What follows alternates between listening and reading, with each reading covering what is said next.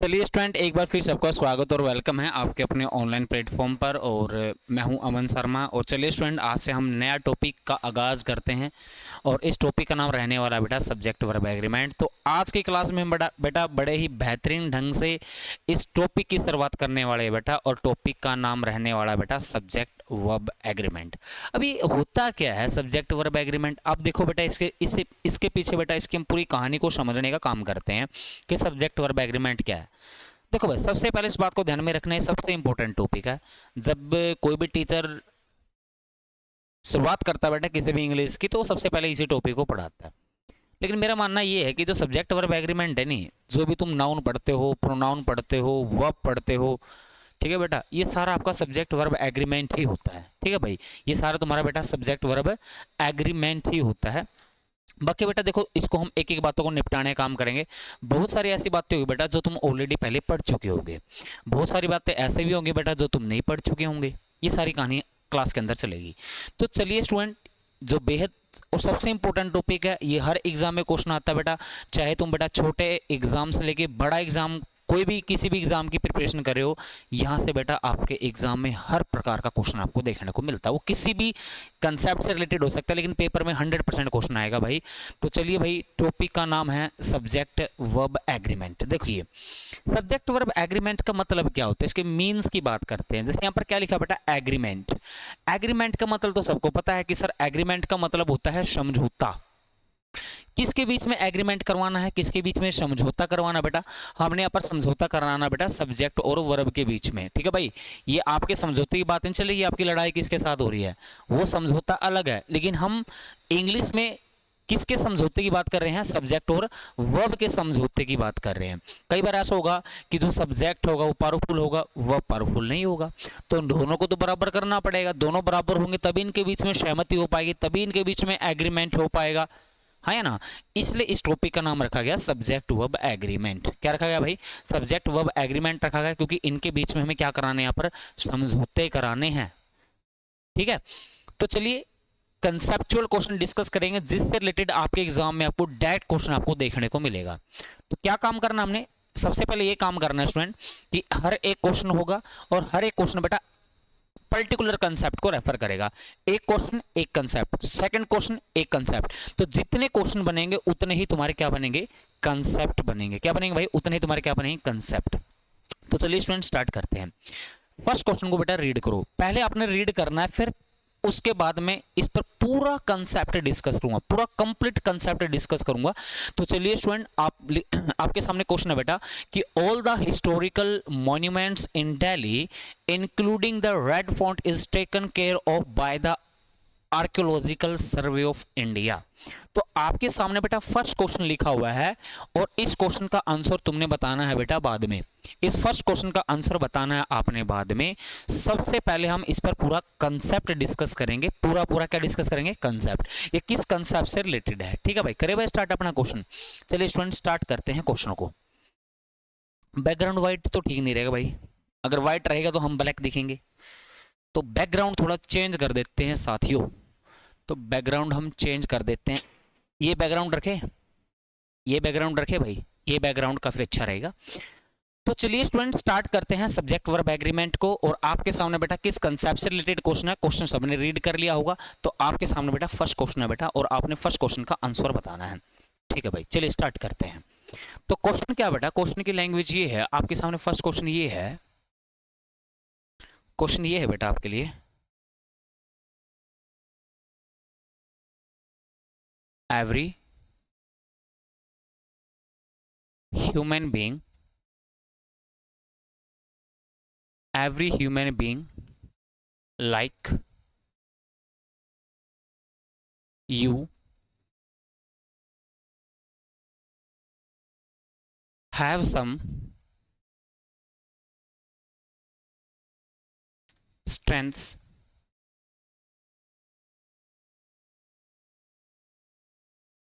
and weaknesses।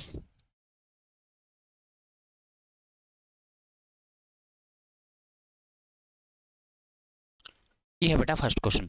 Every human being like you have some strength and weaknesses. ठीक है भाई, सबसे पहले क्या करना है, आपने इस क्वेश्चन का आंसर बताना है। अगर आपको ये लग रहा है सर आपने काफी बड़ा क्वेश्चन लिख दिया, सर पहले हमें दो छोटे छोटे क्वेश्चन डिस्कस कीजिए, तो मैं छोटे क्वेश्चन से स्टार्ट कर देता हूँ। इस क्वेश्चन को भी तुम बाद में आंसर दे सकते हो। सबसे पहले मैं दो छोटे छोटे क्वेश्चन लिखता हूँ आपके लिए। मैंने क्वेश्चन लिखा बेटा ए। क्वेश्चन ये ए है, आई with my parents, I with my parents are invited in the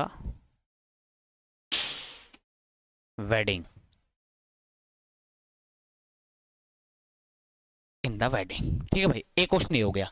एक क्वेश्चन और लिखता हूँ बेटा आपके लिए, छोटा क्वेश्चन लिखता हूँ बेटा एक और इन दोनों क्वेश्चनों को बेटा हम डिस्कस करेंगे। फिर उसके बाद ये मैं कुछ वर्ड्स लिखवाऊंगा बेटा, वो वर्ड्स आपको ध्यान में रखने हैं। मैं एक बार फिर बोल रहा हूँ, सब्जेक्ट वर्ब एग्रीमेंट बेहद इंपॉर्टेंट टॉपिक है। ये हर एग्जाम में आपको क्वेश्चन देखने को मिलेगा, चाहे तुम एसएससी एग्जाम की प्रिपरेशन कर रहे हो भाई, चाहे तुम हरियाणा एग्जामिनेशन की प्रिपरेशन कर रहे हो, चाहे डिफेंस हो, चाहे बैंकिंग हो, आप किसी भी गवर्नमेंट एग्जाम की प्रिपरेशन कर रहे हो, यहाँ से आपको 100% क्वेश्चन देखने को मिलेगा। ठीक है भाई। सेकंड क्वेश्चन क्या है? सेकंड क्वेश्चन आपके लिए ये है student,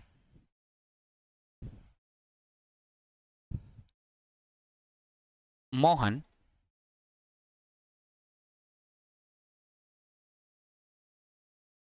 as well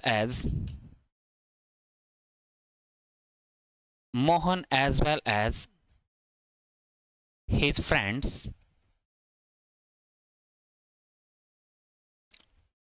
have gone to the hill station. चलिए स्टूडेंट स्टार्ट करते हैं कि कहानी क्या है। कहानी को एक बारी स्टार्ट कर देते हैं। आपके सामने बेटा मैंने 3 क्वेश्चंस लिखे हैं और इन क्वेश्चनों को देखो बेटा आप डिस्कस करने काम करते हैं, समझने काम करते हैं। अब समझने पूरा फोकस रखना है सभी स्टूडेंट्स ने, चाहे तुम बाय रिकॉर्डेड फॉर्म में देखो, चाहे तुम ऑफलाइन ऑनलाइन कैसे भी देखो, अब समझने काम करना है। अब देखिए स्टूडेंट, फर्स्ट क्वेश्चन है, पहला काम क्या करना है, पहले आपने देखना बेटा कि इस सेंटेंस में वर्ब कौन है। आपने पहले सेंटेंस में क्या ढूंढने की कोशिश करनी है बेटा, वर्ब। अगर मैं बेटा ए सेंटेंस की बात करूं, ए सेंटेंस में वर्ब कहां पर है, आप बोलोगे सर ये रही वर्ब आर। ये आर क्या है बेटा, वर्ब है। तो यहां पे जो are invited in the wedding लिखा हुआ बेटा, इसको हम क्या बोलेंगे बेटा, इसको हम बोलेंगे प्रेडिकेट। क्या बोलेंगे भाई, प्रेडिकेट। और आपके माइंड में सबसे पहले यही आएगा कि सर प्रेडिकेट तो मैंने आज तक कभी सुना ही नहीं कि प्रेडिकेट होता क्या। शायद ये दिखाई दे नहीं रहा भाई, मैं थोड़ा कलर चेंज कर देता हूं, ये शायद दिखाई दे नहीं रहा। तो इसको हम क्या बोलेंगे साथियों, इसको हम बोलेंगे प्रेडिकेट। क्या बोलेंगे भाई, प्रेडिकेट। और सबसे पहले आपके माइंड में आएगा कि सर प्रेडिकेट होता क्या, हमें प्रेडिकेट का ही नहीं पता। इतना याद रखना, प्रेडिकेट होता है what is told about the subject, मतलब जो सब्जेक्ट के बारे में जानकारी दे। ऐसा नहीं कि हम प्रेडिकेट नहीं पढ़ चुके। जो भी स्टूडेंट वीडियो को देख रहा है भाई, मैं पहले बता रहा हूं, आपकी उस सेंटेंस की वीडियो जरूर देखना। अगर आपने इंग्लिश को स्टार्ट करना है तो सबसे पहले आपने वीडियो को देखना है सेंटेंस से।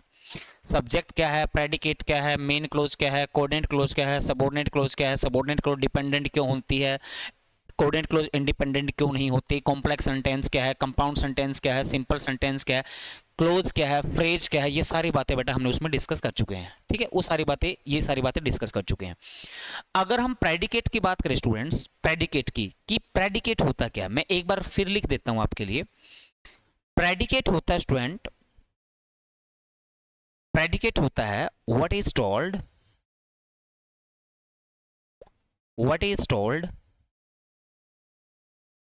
about the subject, what is told about the subject, मतलब जो सब्जेक्ट के बारे में जानकारी दे उसको हम बोलते हैं साथियों प्रेडिकेट। प्रेडिकेट बोलते हैं। अगर इससे भी सिंपल शब्दों में इसको समझना है तो इतना याद रखना है, प्रेडिकेट वो होता है भाई जो वर्ब से स्टार्ट हो। इससे भी सिंपल शब्दों में आपको समझना है तो ये समझना है कि प्रेडिकेट वो होता है जो वर्ब से स्टार्ट हो। किससे स्टार्ट हो, वर्ब से। वर्ब यहां पर कौन है भाई, आर था, तो प्रेडिकेट हो गया। अब इस प्रेडिकेट का सब्जेक्ट कौन है, अब सब्जेक्ट की बात करते हैं। अब इस प्रेडिकेट का स्टूडेंट सब्जेक्ट की बात करते हैं कि इसका सब्जेक्ट है कौन। अब देखो भाई मेरी बात को ध्यान से सुनो, क्या यहां पर माई पेरेंट्स जो लिखा हुआ है क्या ये सब्जेक्ट हो सकता है, ये सब्जेक्ट नहीं हो सकता भाई। क्यों नहीं हो सकता? क्योंकि इससे पहले क्या लिखा हुआ है? विद। विद क्या है? विद है स्टूडेंट्स प्रीपोजिशंस। विद क्या भाई? प्रीपोजिशन है। और ये बात हम मल्टीपल टाइम पढ़ चुके हैं कि प्रीपोजिशन के बाद हमेशा ही क्या लिखना पड़ता है? प्रीपोजिशन के बाद भाई हमेशा ही लिखना पड़ता है ऑब्जेक्ट। ये बात भी हम मल्टीपल टाइम पढ़ चुके हैं कि प्रीपोजिशन के बाद हमेशा क्या आता है? ऑब्जेक्ट आता है। तो ये तो भाई ऑब्जेक्ट है। किसका ऑब्जेक्ट है? इस विद प्रीपोजिशन का। तो इस प्रेडिकेट का सब्जेक्ट कौन बनेगा? तो इस प्रेडिकेट का सब्जेक्ट बनेगा साथियों, इस प्रेडिकेट का सब्जेक्ट कौन बनेगा? इसका सब्जेक्ट बनेगा आई। तो इसका सब्जेक्ट कौन बनेगा? इसका सब्जेक्ट बनेगा आई। और मैं आपसे एक छोटी ही बात पूछना चाहता हूं, छोटी ही बात, कोई बड़ी बात नहीं, छोटी ही बात। अब आर यहां पर क्या है स्टूडेंट? आर यहां पर देख सकते हो, आर यहां पर वर्ब है, और वर्ब क्या है? प्लूरल है। तो सब्जेक्ट को क्या होना चाहिए? प्लूरल। अब आपके माइंड में ये आएगा सर कि इस सेंटेंस को सही करने के दो तरीके हैं। अगर वर्ब प्लूरल है तो सब्जेक्ट को क्या बना दो? प्लूरल बना दो, सेंटेंस तब भी सही हो जाएगा सर। लेकिन ऐसा नहीं है। क्यों नहीं है? क्योंकि एक छोटी सी अगर मैं बात आपसे पूछूं स्टूडेंट कि सब्जेक्ट के अकॉर्डिंग वर्ब लिखते हैं, आपने बताना है कि भाई सब्जेक्ट के अकॉर्डिंग वर्ब लिखा जाता है या फिर वर्ब के अकॉर्डिंग सब्जेक्ट लिखते हैं। मेरा आपसे क्वेश्चन है कि सब्जेक्ट के अकॉर्डिंग वर्ब लिखते हैं या वर्ब के अकॉर्डिंग सब्जेक्ट लिखा जाता है? तो आप बोलो सर सब्जेक्ट के अकॉर्डिंग वर्ब लिखते हैं, ना कि सर वर्ब के अकॉर्डिंग सब्जेक्ट। सब्जेक्ट के अकॉर्डिंग वर्ब लिखा जाता है, वर्ब के अकॉर्डिंग सब्जेक्ट नहीं लिखा जाता है। बात समझ में आया? अब यहां पर सब्जेक्ट कौन है? आप बोलो सर यहां पर सब्जेक्ट है आई। और मैं आपसे पूछना चाहता हूं कि आई के अकॉर्डिंग कौन आता है? इज आता है, एम आता है, आर आता है? तो आप बोलोगे सर यहां पर जो आई हमारा सब्जेक्ट है, तो आई के अकॉर्डिंग सर, आई के अकॉर्डिंग सर आर नहीं आता, आई के अकॉर्डिंग सर एम आता है। तो हमें एम लिखना पड़ेगा। तो कहने का मतलब ये है कि सब्जेक्ट वर्ब एग्रीमेंट का मतलब ये हो गया कि अगर तुम सब्जेक्ट और वर्ब के बीच में अगर समझौता करना चाहते हो, इनके बीच में एग्रीमेंट करना चाहते हो, तो फिर आपने भाई इस आर की जगह एम करना पड़ेगा। बात क्लियर है? तो यहां पर हमें लिखना पड़ेगा एम। पहला क्वेश्चन समझ में आया भाई? अब सेकंड क्वेश्चन पर आते हैं। वही आपने काम करना है। सबसे पहले क्या करना है? आपने वर्ब को ढूंढना है। वर्ब यहां पर कौन है भाई? हैव। अगर ये वर्ब है तो इसको हम क्या बोलेंगे साथियों? इसको हम बोलेंगे प्रेडिकेट। क्या बोलेंगे स्टूडेंट्स? इसको हम बोलेंगे प्रेडिकेट। तो ये हो गया अपना प्रेडिकेट, इसको हम प्रेडिकेट बोलेंगे। अब प्रेडिकेट बोलेंगे तो इसका हमें सब्जेक्ट भी देखना पड़ेगा। क्या इसका सब्जेक्ट ये हिज फ्रेंड हो सकता है? क्या इसका ये सब्जेक्ट हिज फ्रेंड हो सकता है? आप बोलो सर इसका सब्जेक्ट ये हिज फ्रेंड हो नहीं सकता, क्योंकि सर जो एज वेल एज लिखा हुआ है इसको हम बोलते हैं प्रीपोजिशनल फ्रेज। इसको प्रीपोजिशनल फ्रेज बोला जाता है। फ्रेज क्यों बोलते हैं? फ्रेज होता है शब्दों का समूह। क्योंकि स्टूडेंट एज भी एक शब्द है, वेल भी एक शब्द है, और एज भी एक शब्द है। तो शब्दों के समूह को हम क्या बोलते हैं? फ्रेज। इसलिए हम इसको बोलेंगे प्रीपोजिशनल फ्रेज। और प्रीपोजिशन के बाद हम क्या लिखते हैं भाई? प्रीपोजिशन के बाद हम लिखते हैं स्टूडेंट ऑब्जेक्ट। क्या लिखते हैं? ऑब्जेक्ट लिखते हैं। तो हिज फ्रेंड यहां पर ऑब्जेक्ट नहीं हुआ भाई, सॉरी ये सब्जेक्ट नहीं हुआ, ये ऑब्जेक्ट है। तो हमें इस प्रेडिकेट का क्या चाहिए स्टूडेंट्स? आप बोलोगे सर हमें इस प्रेडिकेट का चाहिए सब्जेक्ट। क्या चाहिए? सब्जेक्ट। तो यहां पर सब्जेक्ट का काम कौन करेगा? तो आप बोलोगे सर यहां पर सब्जेक्ट का काम करेगा मोहन। मोहन काम करेगा भाई सब्जेक्ट का। अगर सब्जेक्ट का काम मोहन करेगा तो ये सब्जेक्ट क्या है? तो आप बोलोगे सर ये सब्जेक्ट है सिंगुलर। क्या है? आप बोलोगे सर ये जो सब्जेक्ट है ये सब्जेक्ट सिंगुलर है। अगर सिंगुलर है तो इसके साथ वर्ब भी क्या आएगी? आप बोलोगे सर इसके साथ जो हम वर्ब लिखेंगे वो भी क्या रहने वाली है स्टूडेंट? आप बोलोगे सर वो भी सिंगुलर ही रहेगा। अगर वो सिंगुलर रहेगा तो यहाँ पर हैज लिखना चाहिए, हैव लिखना चाहिए। तो आप बोलोगे सर हमें यहाँ पर हैव नहीं हैज का प्रयोग करना पड़ेगा, तो हमें हैज लिखना पड़ेगा। कोई मुश्किल है भाई इस क्वेश्चन में? अगर दोनों क्वेश्चन आपको बेहतरीन ढंग से समझ में आए हैं तो मुझे लगता नहीं कि आप फर्स्ट क्वेश्चन का आंसर ना बता पाओ। भाई ये सबसे पहले क्या काम करना है? वर्ब को ढूंढो। वर्ब को ढूंढे। वर्ब यहां पर कौन है?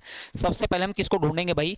वर्ब को ढूंढने का काम करेंगे। तो वर्ब कौन है स्टूडेंट? वर्ब है सर हैव। क्या है भाई? हैव है। तो यहां पर जो लिखा हुआ है कि have some strengths and weaknesses, तो इसको हम क्या बोलेंगे स्टूडेंट? इसको हम बोलेंगे प्रेडिकेट। क्या बोलेंगे? इसको हम स्टूडेंट बोलेंगे प्रेडिकेट। अबे हम इसे प्रेडिकेट का सब्जेक्ट की नीड है। सब्जेक्ट है कौन? मैं आपसे पूछना चाहता हूं, क्या इसका सब्जेक्ट ये यू हो सकता है? क्या इसका सब्जेक्ट ये यू हो सकता है भाई? आप बोले सर यू इसका सब्जेक्ट है, नहीं हो सकता। क्यों नहीं हो सकता? क्योंकि यहां पर जो लाइक लिखा हुआ है, लाइक यहां पर किसका काम कर रहा है? प्रेपोजिशन का काम कर रहा है। लाइक यहां पर प्रीपोजिशन का काम कर रहा है भाई। लाइक यहां पर किसका काम कर रहा है भाई? प्रीपोजिशन का। शायद ये कलर दिखाई नहीं दे रहा, मैं दूसरा कलर चेंज कर देता हूं कि लाइक यहां पर किसका काम कर रहा है भाई? लाइक यहां पर काम कर रहा है प्रेपोजिशन का। किसका काम कर रहा है भाई? लाइक यहां पर प्रेपोजिशन का काम कर रहा है। ये प्रेपोजिशन का काम कर रहा है भाई, ठीक। और प्रेपोजिशन के बाद हम किसका यूज करते हैं स्टूडेंट? प्रेपोजिशन के बाद हम लिखते हैं ऑब्जेक्ट। क्या लिखते हैं? ऑब्जेक्ट। तो यू तो ऑब्जेक्ट हुआ भाई, तो हमें इसका क्या चाहिए? इस प्रेडिकेट का सब्जेक्ट चाहिए। तो सब्जेक्ट का काम कौन करेगा? Every human being. तो ये करेगा भाई सब्जेक्ट का काम। और सबको पता है कि ईच है, एवरी है, इधर है, नीदर है, ये हमारे डिटर्मिनर्स भी होते हैं। देखो डिटर्मिनर भी डिटर्मिनर है भाई। ये क्यों है डिटर्मिनर? क्योंकि ह्यूमन जो बीइंग लिखा हुआ है ये नाउन है, ह्यूमन बीइंग नाउन है, और एवरी से पहले क्या लिखा है? डिटर्मिनर। ईच एवरी के साथ नाउन क्या लिखना पड़ता है? सिंगुलर, जो ऑलरेडी लिखा हुआ है। तो कहने का मतलब ये है कि यहां पर जो सब्जेक्ट लिखा हुआ है भाई, वो सब्जेक्ट क्या है? सिंगुलर है। क्या है? वो सिंगुलर है। अगर सब्जेक्ट सिंगुलर है तो इसके साथ जो भाई वर्ब आएगा, इसके साथ जो वर्ब आएगा, वो वर्ब भी क्या रहने वाला है? आप बोलोगे सर सिंगुलर रहने वाला है। अगर सिंगुलर रहने वाला है तो सर यहां पर हैव नहीं, हम किसका प्रयोग करेंगे? हम हैज का प्रयोग करेंगे। क्या सभी साथियों को ये बात मेरी समझ में आई? क्लियर है? तो ये है भाई आपका सब्जेक्ट वर्ब एग्रीमेंट, और ये है इसका पहला कंसेप्ट। अगर कंसेप्ट समझ में आया तो आप मुझे फर्स्ट क्वेश्चन का आंसर बताओ। पहला कंसेप्ट अगर आपको समझ में आया तो मुझे इस क्वेश्चन का आंसर बताइए। All the historical monuments in Delhi, including the Red Fort, is taken care of by the Archaeological Survey of India. तो सबसे पहले क्या काम करना है? सबसे पहले आपने वर्ब को ढूंढना है। वर्ब कौन है? आप बोले सर वर्ब यहां पर अभी हमें देखी थी सर, वर्ब यहां पर सर इज टेकन। तो ये is taken care of by the archaeological survey of India. तो इसको हम क्या बोलेंगे स्टूडेंट? इसको हम बोलेंगे प्रेडिकेट। क्या बोलेंगे भाई? इसको हम प्रेडिकेट बोलेंगे। सबसे पहले इस बात को ध्यान में रखना है। तो ये हो गया भाई अपना प्रेडिकेट। अब इस प्रेडिकेट का सब्जेक्ट कौन है? क्या इस प्रेडिकेट का सब्जेक्ट ये रेड फॉन्ट हो सकता है? आप बोलोगे सर नहीं। क्यों नहीं हो सकता? इसके पीछे रीजन क्या है? तो आप बोलोगे सर इसके पीछे रीजन ये है क्योंकि यहां पर एक वर्ड लिखा है सर इंक्लूडिंग, और जो इंक्लूडिंग होता है बेटा ये प्रीपोजिशन का वर्ड होता है। किसका वर्ड होता है? इंक्लूडिंग एक प्रीपोजिशन का वर्ड होता है। और प्रीपोजिशन के बाद क्या लिखते हैं स्टूडेंट? प्रीपोजिशन के बाद हमें लिखना पड़ता है ऑब्जेक्ट। तो ये भाई ऑब्जेक्ट है। क्या सर इसका दिल्ली सब्जेक्ट हो सकता है? दिल्ली भी सब्जेक्ट नहीं हो सकता। क्यों नहीं हो सकता? क्योंकि सर इस दिल्ली से पहले क्या लिखा हुआ है? इन। तो इन क्या है भाई? आप बोलो सर इन यहां पर प्रीपोजिशन है, और प्रीपोजिशन के बाद हम क्या लिखते हैं? ऑब्जेक्ट। तो दिल्ली भी ऑब्जेक्ट हो गया, दिल्ली ऑब्जेक्ट हो गया इनका, रेड फॉन्ट ऑब्जेक्ट हो गया इंक्लूडिंग का। तो इस प्रेडिकेट का सब्जेक्ट कौन है फिर? तो आप बोलेंगे सर यहां पर जो सब्जेक्ट है वो सब्जेक्ट है ऑल द हिस्टोरिकल मॉन्यूमेंट्स। ये काम करेगा भाई सब्जेक्ट का। तो ये अपना सब्जेक्ट है, ये अपना सब्जेक्ट है, सब्जेक्ट। और मैं आपसे पूछना चाहता हूं जो ये सब्जेक्ट है ये सिंगुलर है या प्लूरल है? सिंगुलर है बेटा। देखो यहां पर लिखा मॉन्यूमेंट्स और इससे पहले ओ लिखा है। मॉन्यूमेंट कॉमन नाउन होता है। रेड फोर्ट भी एक मॉन्यूमेंट है ना? ताजमहल भी एक मॉन्यूमेंट है। मॉन्यूमेंट का मतलब होता है स्मारक, है ना? कुतुब मीनार भी एक मॉन्यूमेंट है। तो मॉन्यूमेंट वर्ड सभी में शेयर हो गया, तो कॉमन नाउन हो गया। तो मॉन्यूमेंट कॉमन नाउन, और कॉमन नाउन काउंटेबल होते हैं, और काउंटेबल होता है सिंगुलर होता है। अगर मॉन्यूमेंट को मॉन्यूमेंट्स लिख रहे हैं तो वो सिंगुलर से हमें क्या कर दिया? उसको प्लूरल कर दिया। तो कहने का मतलब ये है स्टूडेंट कि यहां पर हमारा जो ये सब्जेक्ट है ये सब्जेक्ट सिंगुलर नहीं, ये सब्जेक्ट हमारा क्या है? आप बोलो सर ये सब्जेक्ट हमारा प्लूरल है। अगर ये सब्जेक्ट प्लूरल है तो इसके साथ जो वर्ब लिखी जाएगी, क्या लिखी जाएगी? इसके साथ जो वर्ब लिखी जाएगी वो भी क्या रहने वाली है? तो आप बोलोगे सर वो भी प्लूरल रहने वाली है, जो आपको ध्यान में रखना है। अगर प्लूरल रहने वाली है तो हम यहाँ पर इज नहीं, किसका प्रयोग करेंगे भाई? आर का प्रयोग करेंगे। छोटी सी बात है, कोई मुश्किल वाली बात नहीं है। तो आप लोग बताइए भाई क्या पहला कंसेप्ट सबको समझ में आया? अब आपके माइंड में आएगा सर हम कैसे आइडेंटिफाई करेंगे? मैं आपके लिए कुछ ऐसे वर्ड्स लिखता हूं जो आपके एग्जाम में बहुत बार देखने को मिलते हैं। और वो सारे के सारे वर्ड्स आपके प्रेपोजिशन के होते हैं। किसके वर्ड होते हैं स्टूडेंट? प्रेपोजिशंस के होते हैं। तो सर वो कौन कौन से वर्ड्स हैं एक बार हमें बता दीजिए। ऐसे वो कौन कौन से वर्ड्स हैं जो दिखने में लगेंगे आपको कंजंक्शन, लेकिन होते क्या हैं? प्रेपोजिशन। क्या होते हैं? प्रेपोजिशंस होते हैं। दिखने में क्या भाई? दिखने में कंजंक्शन है, लेकिन होते क्या भाई? होते हैं प्रेपोजिशन। कौन कौन से वर्ड्स हैं, कौन कौन से शब्द हैं? तो मेरे साथ लिखने का आपने क्या करना है भाई? काम करना है। तो मेरे साथ उन वर्ड्स को, उन शब्दों को लिखने का काम करना है। तो मैं पहले इस बात को एक बार लिख देता हूं। क्या लिखूंगा भाई? The flowing words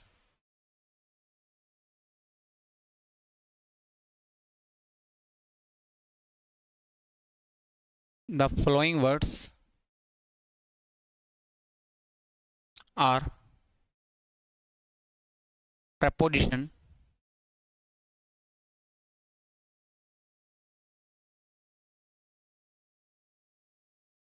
not conjunction. ये जो कुछ वर्ड्स हैं ये प्रेपोजिशन के हैं, लेकिन कंजंक्शन के नहीं है। तो कुछ ऐसे वर्ड्स हैं, कुछ ऐसे शब्द हैं जो प्रेपोजिशन के हैं, लेकिन किसके नहीं है स्टूडेंट? कंजंक्शंस के नहीं है। कौन कौन से वर्ड्स हैं, उन वर्ड्स को एक बार डिस्कस करें बेटा।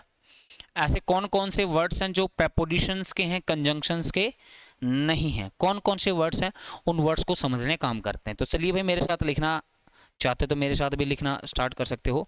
तो ऐसे कौन कौन से शब्द हैं जो आपको ध्यान में रखने हैं? तो चलिए इस कलर का यूज कर लेते हैं। कौन कौन से वर्ड्स हैं? सबसे पहले ध्यान में रखना स्टूडेंट, यही जो हमने अभी डिस्कस किया था, एज वेल एज। कौन सा student?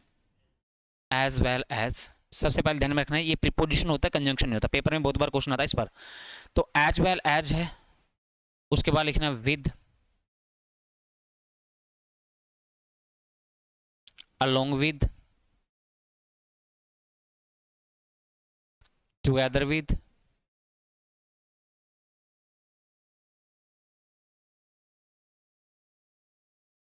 together with, including,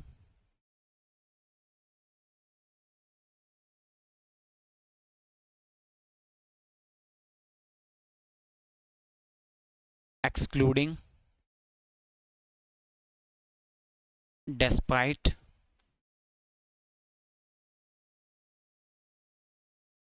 despite के बाद ध्यान में रखना स्टूडेंट डेस्पाइट्स। डेस्पाइट और डेस्पाइट्स दोनों प्रीपोजिशन होते हैं भाई।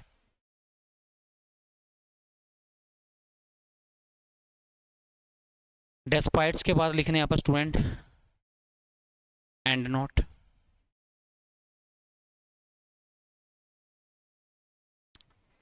उसके बाद ध्यान में रखना स्टूडेंट एक्सेप्ट। एक्सेप्ट भी लिख सकते हो, एक्सेप्ट फॉर भी होता है, ध्यान में रखना है। ये भी आपका, इसको प्रीपोजिशनल फ्रेज बोलते हैं, ये भी ध्यान में रखना है। इसके बाद ध्यान में रखना student in company of, accompanied by,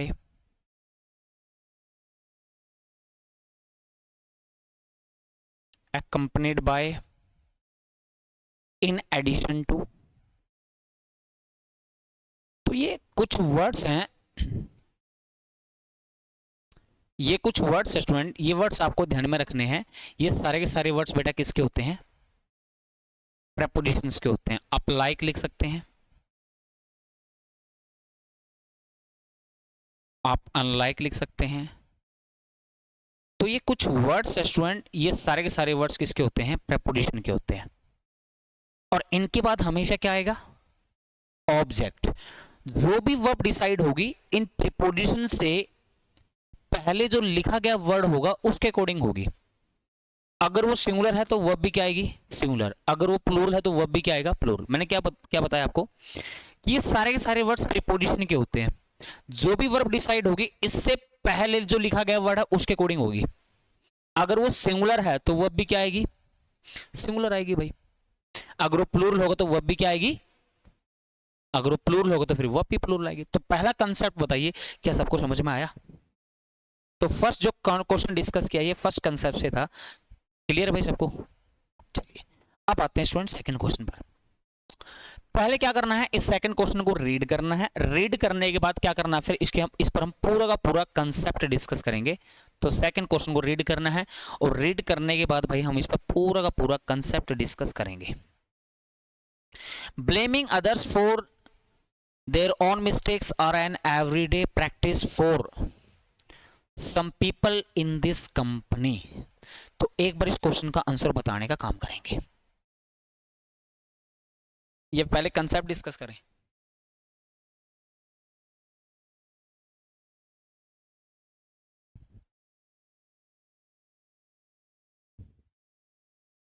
चलिए पहले कंसेप्ट डिस्कस करते हैं, उसके बाद इस क्वेश्चन को समझने का काम करते हैं।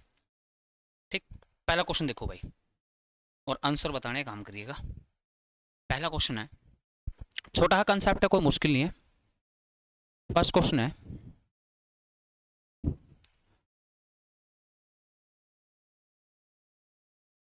स्मोकिंग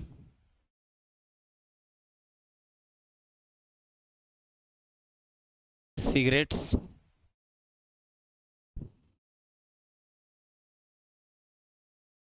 smoking cigarettes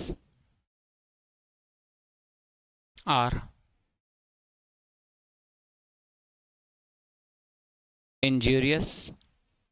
injurious का मतलब होता है बेटा जो नुकसान है, एडजेक्टिव का वर्ड होता है injurious, not only to health but also pocket।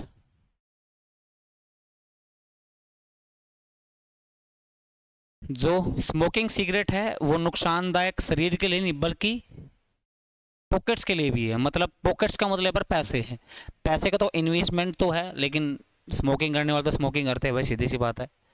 ठीक है, नहीं तो ना तो उनको जेब से डर लगता है ना स्मोकिंग से, करने वाले करते हैं। चलिए भाई, smoking cigarettes are injurious not only to health but also pocket. Second question है भाई,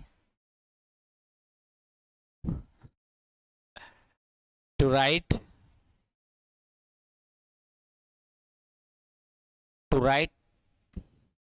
ए पोइम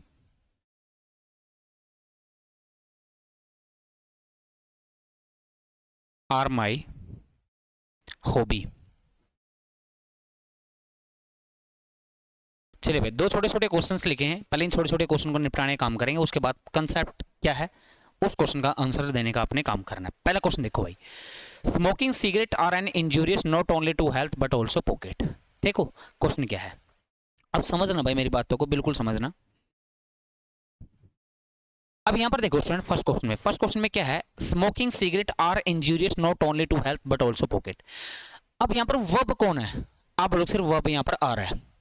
अगर ये आर है तो आप लोग मुझे बताइए, क्या मैं इसको प्रेडिकेट बोल सकता हूं? अरे बोलिए, बिल्कुल बोल सकते हैं, ये प्रेडिकेट है। प्रेडिकेट क्या होते हैं, जो वर्ब से स्टार्ट हो, जो वर्ब से शुरू हो, इस बात को ऐसे बोल सकते हैं। अब मैं आपसे पूछना चाहता हूं कि इस प्रेडिकेट का सब्जेक्ट कौन है। आप कॉमन सेंस का यूज करके बताएंगे कि इस प्रेडिकेट का सब्जेक्ट कौन है। सिगरेट्स है या स्मोकिंग है? नुकसानदायक है शरीर के लिए भी और पॉकेट के लिए भी। क्या नुकसानदायक है शरीर के लिए, पॉकेट के लिए? सिगरेट है, स्मोकिंग है? आपने वही तो सेंस यूज नहीं किया, एक बार फिर बताइए, शरीर के लिए क्या नुकसानदायक है और पॉकेट्स के लिए क्या नुकसानदायक है, स्मोकिंग या सिगरेट? बात समझ में आई नहीं? सिगरेट कभी नुकसानदायक नहीं होती, सिगरेट तो भाई सोप पर भी रखी हुई है, हमें क्या है ना। सिगरेट हमारे लिए थोड़ी नुकसानदायक है, जब तक तुम स्मोक नहीं करोगे तब तक वो आपके लिए नुकसानदायक नहीं है, स्मोक करोगे तब नुकसानदायक है। बात समझ में आया नहीं? जब तक तुम स्मोक नहीं करोगे नहीं तब तक कोई नुकसानदायक नहीं है। आपके पास जेब में सिगरेट रखी है, क्या नुकसानदायक? रखी रहेगी भाई, क्या दिक्कत है? जब तक तुम उठा के लगा के और लाइटर करके ऐसे नहीं कर लेते तब तक भाई वो नुकसानदायक नहीं होगी। तो इस प्रेडिकेट का सब्जेक्ट कौन है? इस प्रेडिकेट का सब्जेक्ट है स्मोकिंग। अगर ये सब्जेक्ट सर स्मोकिंग है तो फिर सिगरेट क्या है? सिगरेट क्या भाई, सिगरेट्स क्या हो गया? तो सिगरेट्स में आपको बताऊं स्टूडेंट, सिगरेट्स यहां पर इस स्मोकिंग का ऑब्जेक्ट है। स्मोकिंग यहां पर क्या है भाई? स्मोकिंग यहां पर है भाई जीरेंड, नॉन फाइनाइट वर्ब में पढ़ा चुका हूं। वर्ब की फर्स्ट फॉर्म प्लस में आईएनजी, जिसको हम क्या बोलते हैं? जीरेंड बोलते हैं। जीरंड जो होता है सेंटेंस में किसकी तरह काम करता है, नाउन की तरह काम करता है, सीधी सी बात है।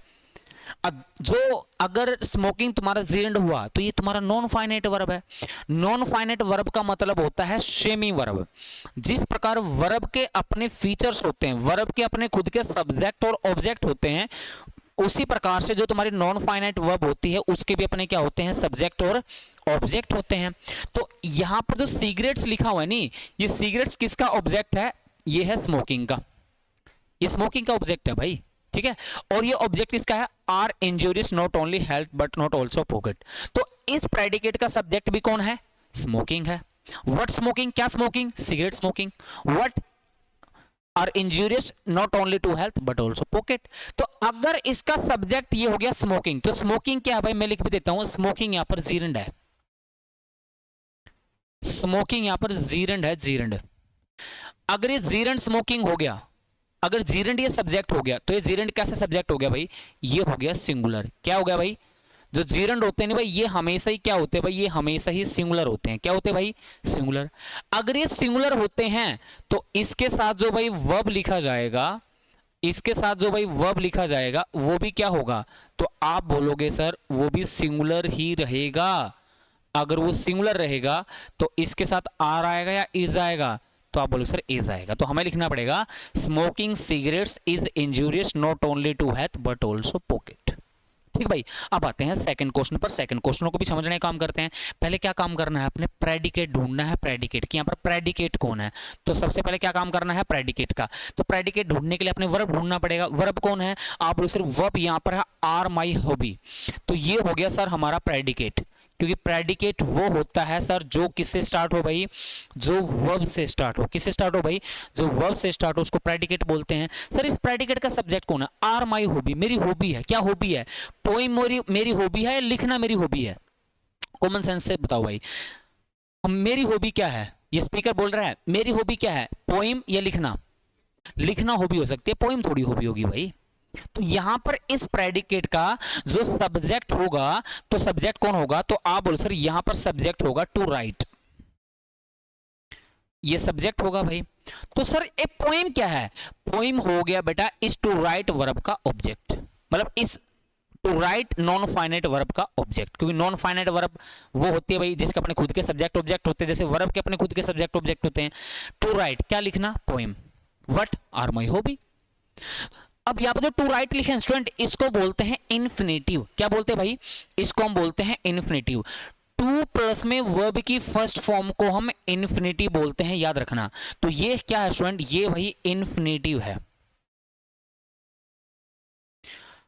और यहां पर जो इन्फिनेटिव है ये भी हमेशा किसका काम करते हैं, ये भी हमेशा ही नाउन की तरह एक्ट करते हैं। मैंने नॉन फाइनाइट वर्ब में पढ़ा रखा है। और ये जो इन्फिनेटिव लिखा हुआ, ये इन्फिनेटिव सिंगुलर है प्लूरल है। तो इन्फिनेटिव हो या जीरंड हो, वो हमेशा ही क्या होते हैं साथियों, वो हमेशा सिंगुलर होते हैं। अगर सिंगुलर होते हैं तो इसके साथ जो वर्ब लिखा जाएगा भाई, इसके साथ जो क्या लिखते हैं, क्या लिखेंगे स्टूडेंट, वर्ब। तो वो वर्ब भी क्या होगा, आप बोलो सर वो वर्ब भी सिंगुलर ही होगा। अगर सिंगुलर ही होगा भाई तो यहां पर इज आएगा, आर आएगा, तो आप बोलो सर इसके साथ आएगा इज। तो to write a poem is my hobby. तो हम यहां पर क्या लिखेंगे भाई, इज का प्रयोग करेंगे, इज का। अगर दिखाई नहीं दे रहा हूं मैं एक बार अच्छे से लिख देता हूं, इज का। तो पर इज लिखना आर की जगह पर। बात समझ में आई। तो इस बात को ऐसे भी समझ सकते हैं, अगर कभी भी किसी भी सेंटेंस में इन्फिनेटिव या जीरंड सब्जेक्ट का काम करेंगे तो वो सब्जेक्ट हमेशा ही क्या होंगे भाई, सिंगुलर होंगे। तो उनके साथ वर्ब भी क्या आएगी भाई, सिंगुलर आएगी, सीधी सी बात है। तो इस बात को हिंदी में लिखना चाहो हिंदी में लिख लो कि अगर कभी भी किसी भी सेंटेंस में इन्फिनेटिव और जीरंड सब्जेक्ट का काम करेंगे तो उस केस में वो सब्जेक्ट हमेशा सिंगुलर होंगे और उसके साथ वर्ब भी क्या आएगी भाई, सिंगुलर आएगी। इस छोटी सी बात को ध्यान में रखना है। अगर बात समझ में आई तो मुझे इस क्वेश्चन का आंसर बता दो, जो सेकंड क्वेश्चन है, कोई मुश्किल वाला क्वेश्चन है। पहले क्या काम करना है, भूलना नहीं है, पहले आपने प्रेडिकेट चेक करना है कि यहाँ पर प्रेडिकेट है कौन। प्रेडिकेट कौन है भाई, प्रेडिकेट देखिए तो आप प्रेडिकेट बोलोगे सर ये है, क्योंकि वर्ब से स्टार्ट होते हैं। Are an everyday practice for some people in this company. तो ये हो गया भाई अपना प्रेडिकेट। क्या बोलेंगे इसको हम, प्रेडिकेट बोलेंगे। तो ये प्रेडिकेट है भाई अपना। अब इस प्रेडिकेट का सब्जेक्ट ढूंढना है कि सब्जेक्ट कौन है। क्या यहां पर सब्जेक्ट ये देयर ऑन मिस्टेक्स हो सकता है? आप बोलोगे सर नहीं, क्योंकि इससे पहले क्या लिखा हुआ है? फोर। फोर क्या होता है? प्रीपोजिशन होता है। और प्रीपोजिशन के बाद क्या लिखते हैं भाई? प्रीपोजिशन के बाद लिखते हैं भाई ऑब्जेक्ट। सीधी सी बात है, प्रीपोजिशन के बाद ऑब्जेक्ट लिखते हैं। तो इस प्रेडिकेट का सब्जेक्ट कौन होगा आप बताइए? इस प्रेडिकेट का सब्जेक्ट ये अदर्स होगा या ब्लेमिंग होगा? आपने बताना कि इसका सब्जेक्ट ये ब्लेमिंग होगा या अदर्स होगा। Are not everyday practice for some people in this company, blaming या अदर्स? क्या लिखा हुआ है? Are an everyday practice for some people in this company. तो इसका सब्जेक्ट कौन बनेगा? इसका सब्जेक्ट बनेगा ये ब्लेमिंग। क्या? ब्लेमिंग। और ब्लेमिंग यहां पर क्या है? जीरंड है। मैंने बताया ना जीरंड। जीरंड क्या होता है मैं एक बार फिर बता देता हूं भाई, अगर किसी को यही डाउट हो रहा है कि सर मैं तो पहली बार क्लास देख रहा हूं, मुझे यही नहीं पता कि सर जीरंड क्या होता है, जीरंड का स्ट्रक्चर क्या होता है, हमें यही नहीं पता कि सर इन्फिनेटिव क्या होता है और इन्फिनेटिव का स्ट्रक्चर क्या होता है, तो मैं आपके लिए लिख देता हूं साथियों कि जो जीरंड होता है, जीरंड का स्ट्रक्चर होता है वर्ब की फर्स्ट फॉर्म प्लस में आईएनजी। जो इन्फिनेटिव होता है स्टूडेंट्स, तो इन्फिनेटिव होता है भाई टू प्लस में वर्ब की फर्स्ट फॉर्म। अगर इस सेंटेंस में सब्जेक्ट का काम करते हैं तो इनके साथ वर्ब सिंगुलर लिखनी पड़ती है। तो यहां पर जो ब्लेमिंग है ये सब्जेक्ट है। फिर अदर्स क्या है? अदर्स भाई इस ब्लेमिंग का ऑब्जेक्ट है, क्योंकि नॉन फाइनाइट वर्ब भाई, नॉन फाइनाइट वर्ब क्या होती है? सेमी वर्ब होती है। जिस प्रकार से वर्ब के अपने खुद के सब्जेक्ट ऑब्जेक्ट होते हैं, इसके भी अपने खुद के सब्जेक्ट ऑब्जेक्ट होते हैं। तो इसका ऑब्जेक्ट अदर्स हो गया, लेकिन ब्लेमिंग यहां पर सब्जेक्ट है। और ये कैसा सब्जेक्ट है? तो आप बोलेंगे स्टूडेंट्स कि सर ये हमारा सब्जेक्ट हो गया सिंगुलर। अगर सिंगुलर हो गया तो इसके साथ जो वर्ब आएगी स्टूडेंट्स, वो वर्ब भी क्या होगी? सिंगुलर होगी। क्योंकि अभी मैंने बताया, क्या बताया भाई, कि जो जीरंड और इन्फिनेटिव सेंटेंस में सब्जेक्ट का काम करते हैं तो वो हमेशा क्या होते हैं? सिंगुलर होते हैं। और उनके साथ वर्ब भी क्या आती है? सिंगुलर आती है। तो हम यहाँ पर आर नहीं, किसका प्रयोग करेंगे स्टूडेंट्स? इज का प्रयोग करेंगे। ये बात ध्यान में रखनी है। तो यहाँ पर लिखना है कि blaming others for their own mistakes is an everyday practice for some people in this company। तो कहने का मतलब ये है कि सब्जेक्ट वर्ब एग्रीमेंट के जो सेंटेंसेस होते हैं वो दिखने में बड़े बड़े होते हैं, दिखने में पहाड़ जैसे होते हैं, लेकिन वो कुछ भी नहीं होते हैं अगर आपको वो कॉन्सेप्ट आपको समझ में आ रहे हैं। अगर ये कंसेप्ट आपको समझ में आ रहे हैं भाई, तो ये क्वेश्चन कुछ भी नहीं है, ये बच्चों वाले क्वेश्चन है। मैं आपको बता देना चाहता हूँ, मैं आपको यही बताना चाहता हूँ कि सेंटेंस आपके एग्जाम में सेम नहीं आएगा, लेकिन अगर आपका कंसेप्ट अच्छा क्लियर होगा, कंसेप्ट आपको बेहतर ढंग से आएगा, आप किसी भी क्वेश्चन का आंसर दे सकते हो। तो ये सीधी सी बात है। क्या दोनों क्वेश्चन समझ में आए सबको? और इनसे रिलेटेड ये कंसेप्ट समझ में आए जो मैंने आपको यहाँ पर कंसेप्ट समझाए हैं? क्लियर? चलिए अब आते हैं अगले कंसेप्ट की तरफ। एक बार क्या करना है, इस क्वेश्चन की लैंग्वेज को रीड करना है, और रीड करने के बाद इस क्वेश्चन का हम आंसर समझने का काम करते हैं।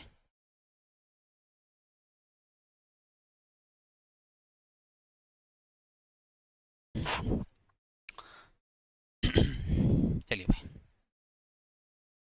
क्वेश्चन नंबर थर्ड मतलब concept number third. Question number third का मतलब क्या हो गया?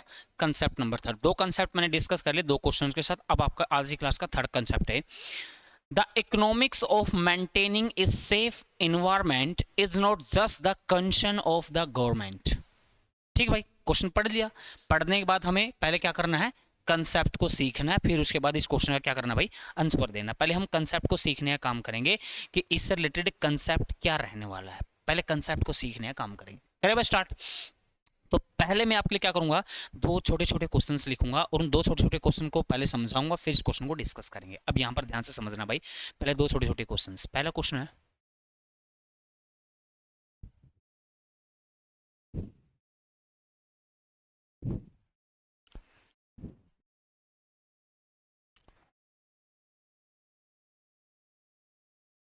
Statics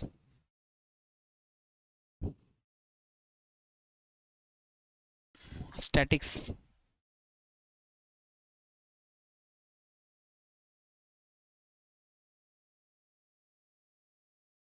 are the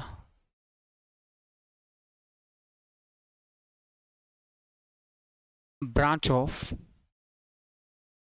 mathematics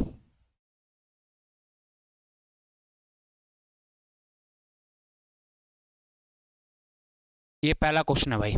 statics are the branch of mathematics. Second question है his statics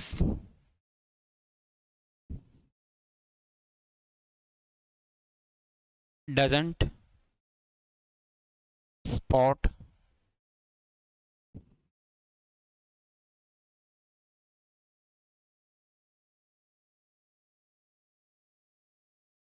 his profession।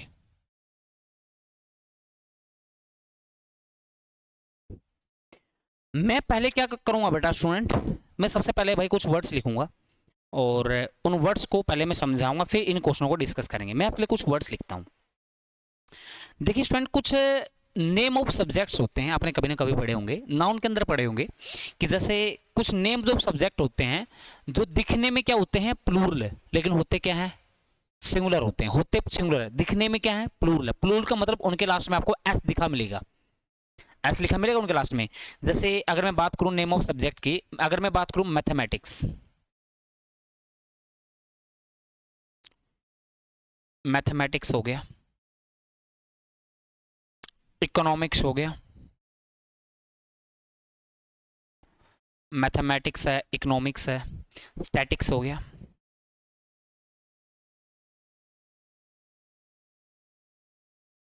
Statics हो गया, इथिक्स हो गया, पॉलिटिक्स हो गया। पॉलिटी नहीं होता, याद रखना, पॉलिटिक्स होता है। मैथमेटिक्स है, इकोनॉमिक्स है, स्टैटिक्स है, इथिक्स है, पॉलिटिक्स है, फोनेटिक्स है।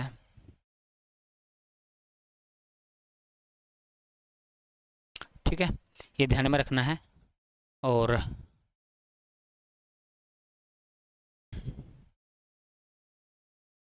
क्या लिखोगे, politics, economics, statics, mathematics, physics लिख लिया क्या मैंने, नहीं लिखा क्या, फिजिक्स। ये देखो भाई, कुछ ऐसे नेम ऑफ सब्जेक्ट होते हैं, दिखने में क्या होते हैं, प्लूरल, लेकिन होते क्या है, सिंगुलर। इनके लिए अपने दो छोटी छोटी बातें ध्यान में रखनी है।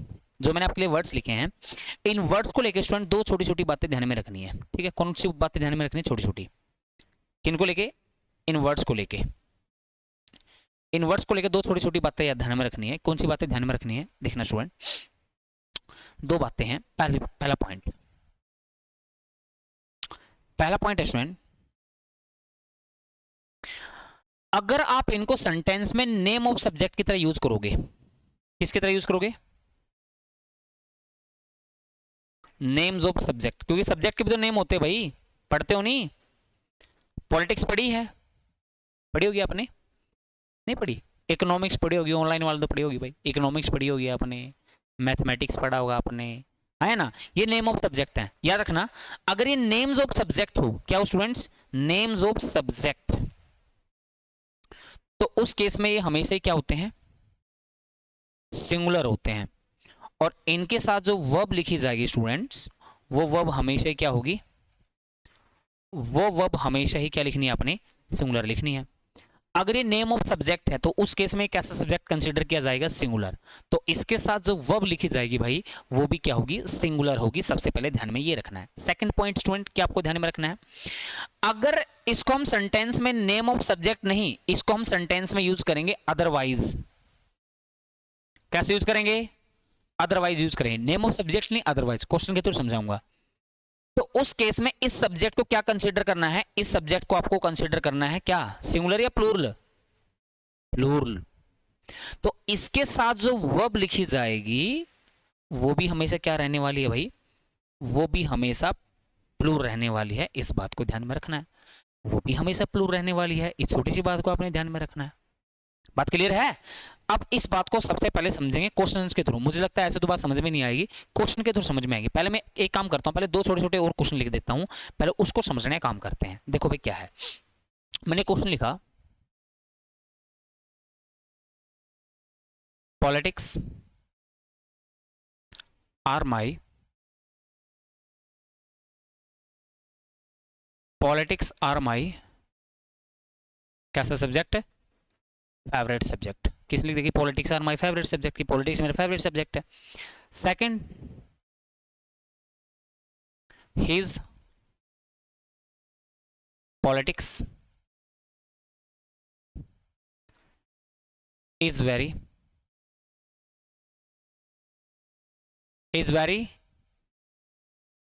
एक्सट्रीम। एक्सट्रीम का मतलब होता है उच्च। मेरी बात को आप ध्यान से सुनना, बिल्कुल ध्यान से सुनना, फोकस के साथ सुनना। कहानी क्या है, कहानी मैं आपको बताता हूं। अगर यहां पर पॉलिटिक्स लिखा हुआ है तो पढ़ के मुझे बताओ, यहां पर पॉलिटिक्स नेम ऑफ सब्जेक्ट है कि नहीं है?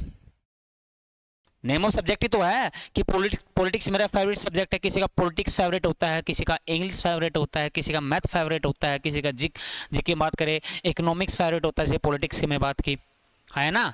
तो पॉलिटिक्स यहां पर क्या है, नेम ऑफ,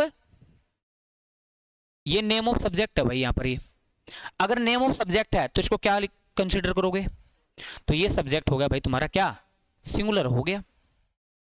सिंगुलर हो गया। अगर सिंगुलर हो गया तो इसके साथ जो वर्ब लिखी जाएगी वो भी क्या होगी भाई, अगर सिंगुलर होगी तो यहां पर इज आना चाहिए, आर आना चाहिए। आर तो लिखा हुआ सर, तो इज लिखेंगे। तो हमें यहां पर लिखना चाहिए इज, कि politics is my favourite subject. अब आते हैं इस क्वेश्चन पे, his politics is very extreme. एक बात ध्यान में रखना, आपने कभी ना कभी आर्टिकल तो पढ़ा होगा, थोड़ा बहुत पढ़ा होगा, और आर्टिकल्स में हमेशा पढ़ाया जाता है कि name of subject, name of language के साथ कभी भी आर्टिकल का प्रयोग नहीं होता। आर्टिकल हो या डिटरमिनर हो, उसके साथ प्रयोग नहीं होता। अगर यहां पर पॉलिटिक्स से पहले अपने हिज लिखा हुआ है तो इसका मतलब यह है कि यहां पर पॉलिटिक्स नेम ऑफ सब्जेक्ट नहीं है। अब यहां पर पॉलिटिक्स को अदरवाइज यूज किया गया है, और अदरवाइज मैं आपको बता देना चाहता हूं कैसे यूज किया गया है। यहां पर पॉलिटिक्स का मतलब है पॉलिटिकल थॉट, पॉलिटिकल आइडियाज। मतलब हिज के जो पॉलिटिकल आइडियाज हैं, जो पॉलिटिकल थॉट है, वो क्या है, वो है एक्सट्रीम। एक्सट्रीम का मतलब होता है उच्च। तो यहां पर जो पॉलिटिक्स लिखा हुआ है, इस पॉलिटिक्स का मतलब नेम ऑफ सब्जेक्ट नहीं है, इस पॉलिटिक्स का मतलब है पॉलिटिकल थॉट। पॉलिटिकल थॉट तो समझते होगे, राजनीतिक विचारधारा। इसकी जो राजनीतिक विचारधारा है वो क्या है, बड़ी ही उच्च है। होता नहीं, हर इंसान में कोई ना कोई राजनीति होती है। किसी को राजनीतिक कम ज्ञान होता है, किसी को ज्यादा होता है। ज्यादा जिसको ज्ञान होता है वो हमेशा एक्सट्रीम होता है, मतलब वो हमेशा उच्च पे रहता है, ऊंचे स्तर पे रहता है भाई, उसकी सरकार बनती है जिसको राजनीति का ज्ञान है। जैसे हमारे में क्या नाम है, हमारे गृह मंत्री कौन है, अमित शाह। अमित शाह अपने गृह मंत्री है यार तुम्हें ये नहीं पता? तो गृह मंत्री कौन है, अमित शाह। तो अमित शाह को राजनीतिक का बहुत बड़ा नेता माना जाता है, पता है? नहीं पता? वो चाणक्य माना जाता है उसको, राजनीति का। तो राजनीति का जो आज के टाइम में जो चाणक्य है वो कौन है, अमित शाह है। वही करते हैं जो करते हैं, करता कोई और है, लेकिन राजनीति उनकी होती है, मतलब विचारधारा उनकी होती है उस चीज को लेके। तो बात समझ में आई नहीं? तो ये कहानी है। तो हिज पॉलिटिक्स का मतलब पॉलिटिकल थॉट हो गया। अगर पॉलिटिकल थॉट हो गया इसका मतलब भारत राजनीतिक विचारधारा हो गया, तो उस केस में इस सब्जेक्ट को क्या कंसीडर करोगे भाई, सिंगुलर या प्लूरल? अरे बोलो, सिंगुलर या प्लूरल? क्या कंसीडर करोगे?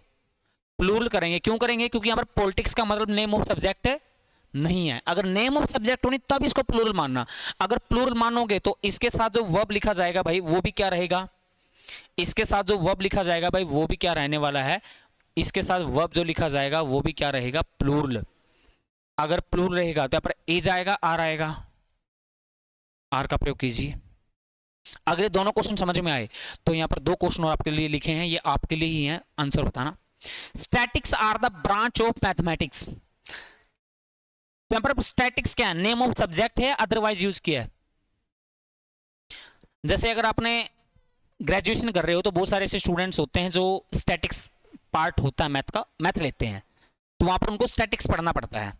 और जो स्टैटिक्स होता नहीं वो एक मैथ का ही पार्ट है, मतलब ये एक सब्जेक्ट है लेकिन ये ग्रेजुएशन के अंदर पढ़ाया जाता है। तो स्टैटिक्स यहां पर क्या भाई, नेम ऑफ, ये नेम ऑफ सब्जेक्ट है। अगर नेम ऑफ सब्जेक्ट है तो इस सब्जेक्ट को आप क्या कंसिडर करोगे, सिंगुलर या प्लूरल? अगर सिंगुलर कंसीडर करोगे तो इसके साथ जो वर्ब लिखा जाएगा वो भी क्या होगा, तो यहाँ पर इज आएगा, आर आएगा। अब इस क्वेश्चन को और आंसर बताओ भाई। His statics doesn't support his prophecy। prophecy का मतलब होता है भविष्यवाणी। अब यहां पर स्टेटिक्स से पहले अगर हिज लिख दिया तो अब यहां पर स्टेटिक्स नेम ऑफ सब्जेक्ट नहीं है, क्योंकि नेम ऑफ सब्जेक्ट और नेम ऑफ लैंग्वेज के साथ आर्टिकल का या डिटरमिनर का प्रयोग नहीं होता। अब यहां पर स्टेटिक्स का मतलब क्या सर, मतलब भी बता दीजिए। यहां पर स्टेटिक्स का मतलब हो गया रिकॉर्ड्स, और रिकॉर्ड्स का मतलब होता है आंकड़े। मतलब हिज के जो आंकड़े हैं वो सपोर्ट नहीं कर रहे उसकी भविष्यवाणी से। जैसे मान लो कि हिज ने मतलब ही किसी व्यक्ति ने भविष्यवाणी की कि 2 टीमों के बीच में मैच होना है, उसने बोला कि ए टीम जीतेगी, लेकिन पिछले आंकड़े ये बोल रहे हैं कि जो बी टीम है वो हमेशा ही ए टीम पर क्या रही है, भारी रही है। भारी मतलब समझ रहे हो, उनका दबाव रहा, वो उन्होंने सबसे ज्यादा मैचेस जीते हैं। तो इसका मतलब ये हो गया कि हिज के जो आंकड़े हैं वो क्या नहीं कर रहे, सपोर्ट नहीं कर रहे उसकी भविष्यवाणी से। बात समझ में आ रही है। तो यहां पर इस स्टेटिक्स का मतलब रिकॉर्ड्स हो गया, रिकॉर्ड्स का मतलब आंकड़े हो गया, हिंदी में लिख लेना भाई। अगर आंकड़े हो गया तो उस केस में इस सब्जेक्ट को आप क्या कंसिडर करोगे, सिंगुलर या प्लूरल? अरे बोलिए, सिंगुलर या प्लूरल? प्लूरल कंसिडर करेंगे। अगर प्लूरल कंसिडर करेंगे तो इसके साथ जो वर्ब लिखा जाएगा वो भी क्या रहेगा स्टूडेंट, वो भी प्लूरल रहेगा। अगर प्लूरल रहेगा तो प्लूरल के लिए डू यूज करते हैं डज, सिंगुलर के लिए हम डज यूज करते हैं और प्लूरल के लिए हम क्या यूज करते हैं, डू। तो यहां पर डज डजंट नहीं, हमें यहां पर क्या लिखना पड़ेगा, don't. His statics don't support his prophecy. Concept समझ में आया? क्या समझ में आया? जो आपके सामने जो वर्ड्स लिखे हैं, अगर ये नेम ऑफ सब्जेक्ट हो तो वर्ब लिखना सिंगुलर, अदरवाइज यूज करोगे वर्ब लिखना प्लूरल। जैसे मैथमेटिक्स है, मैथमेटिक्स नेम ऑफ सब्जेक्ट है तो सिंगुलर। अगर मैथमेटिक्स का मतलब फॉर्मूलाज हो वर्ब प्लूरल आएगा। जैसे इकोनॉमिक्स है, इकोनॉमिक्स नेम ऑफ सब्जेक्ट है तो सिंगुलर। अगर इकोनॉमिक्स का मतलब बजट हो, बात समझ में आ रही? तो अगर इनको अदरवाइज यूज करोगे तो इनके साथ वर्ब लिखना है प्लूरल, सब्जेक्ट के तरीके से यूज करोगे सिंगुलर। अगर बात समझ में आई, अब आते हैं क्वेश्चन पर। क्वेश्चन नंबर 3 को रीड करो, रीड करने के बाद आंसर बताओ। The economics of maintaining a safe environment is not just the concern of government. अगर हम इकोनॉमिक्स से पहले क्या लिख रहे हैं, इकोनॉमिक्स से पहले द लिख रहे हैं, तो यहां पर economics name of subject use किया गया है, अदरवाइज यूज किया गया है। आप सेंटेंस को पढ़ भी सकते हो, तो ये सब्जेक्ट के तरीके से यूज किया गया है, अदरवाइज। अगर सब्जेक्ट के तरीके से यूज किया जाता तो इससे पहले दा नहीं आता, बता दो था। नेम ऑफ आर्टिकल में नेम ऑफ सब्जेक्ट और नेम ऑफ लैंग्वेज के साथ आर्टिकल या डिटरमिनर का प्रयोग नहीं होता। अगर ये नेम ऑफ सब्जेक्ट होते हैं, और सेंटेंस को पढ़ के भी देख लीजिए, यहां पर इकोनॉमिक्स का मतलब क्या है, नेम ऑफ सब्जेक्ट नहीं है, यहां पर हम बजट की बात कर रहे हैं। The economics of maintaining a safe environment is just the concern of the government. मतलब गवर्नमेंट को इसकी तरफ ध्यान देना चाहिए, बजट की तरफ। अगर सेफ इन्वायरमेंट चाहते हैं तो सब्जेक्ट की तरफ थोड़ी ध्यान देना चाहिए, बजट की तरफ ध्यान देना चाहिए। अगर वो चाहते हैं कि देश में सब कुछ अच्छा चले तो थोड़ा बजट भी लेके आओ गरीबों के लिए, गरीब मर रहे हैं भाई। बात समझ में आ रही है? तो बजट की बात यही है, बजट का नाम लेते ही आप सबको पता, मैं समझाऊंगा नहीं, बाकी समझदार हो। तो यहाँ पर इकोनॉमिक्स का नेम ऑफ सब्जेक्ट है, अगर नेम ऑफ सब्जेक्ट है तो इसको हम क्या कंसिडर करेंगे, सिंगुलर या प्लूरल? प्लूरल कंसिडर करेंगे। तो इसके साथ जो वर्ब आएगा वो भी क्या होगा भाई, और इसके साथ वर्ब आएगा वो भी क्या होगा, सिंगुलर होगा, प्लूरल होगा? प्लूरल होगा। अगर प्लूरल होगा तो यहां पर इज आएगा, आर आएगा। बात क्लियर है? तो ध्यान में रखना, अगर ये नेम ऑफ सब्जेक्ट की तरह यूज किए जाएंगे तो इनके साथ वर्ब लिखना सिंगुलर, अन्यथा आता है प्लूरल। डन। अब आते हैं इस क्वेश्चन पर। इस क्वेश्चन का आंसर बताओ। क्वेश्चन नंबर 4, अगला कंसेप्ट आ गया भाई, question number 4। Who doesn't know that not only India but also many other countries is faced with the ministerialism? यहां पर ये इज लिखा हुआ भाई, ये थोड़ा दिखाई नहीं दे रहा होगा आपको, मैं पहले बोल देता हूं, यहां पर इज लिखा हुआ है। इज मतलब ये वर्ब है, थोड़ा नहीं दिखाई दे रहा होगा, मैंने आपको ऑलरेडी बता दिया है। ये इज लिखा हुआ है और इज यहां पर क्या है, वर्ब है। इस क्वेश्चन का आपने क्या बताना है, आंसर बताना है। आंसर बताने से पहले सर आपने एक काम करना पड़ेगा, क्या, कंसेप्ट समझाना पड़ेगा। पहले हम क्या काम करेंगे भाई, कंसेप्ट को सीखने का, कंसेप्ट को समझने का काम करेंगे, उसके बाद इस क्वेश्चन को आंसर डिस्कस करेंगे। ठीक है भाई, करें। चलिए पहला क्वेश्चन, पहले कंसेप्ट समझते हैं। फर्स्ट क्वेश्चन है,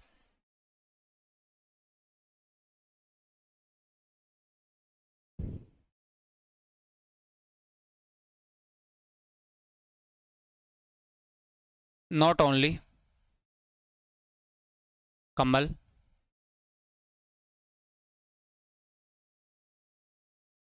but also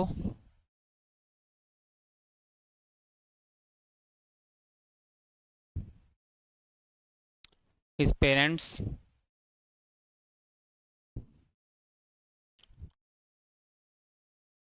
have informed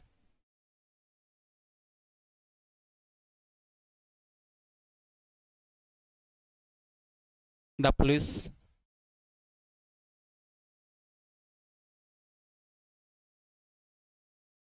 about the burglary.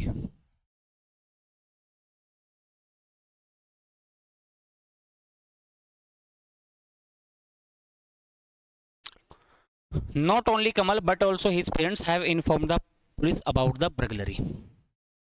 ठीक भाई, ये पहला क्वेश्चन है। इसके लिए काम कर लेता हूं, इस क्वेश्चन का आंसर तुम बाद में बताना। दो एक छोटे छोटे क्वेश्चन लिखता हूं, एक बार उन क्वेश्चनों के आंसर बताना, पहले उस क्वेश्चनों के आंसर बताना। जैसे मैंने क्वेश्चन लिखा student,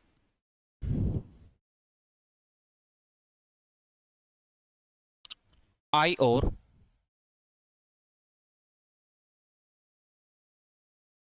my friends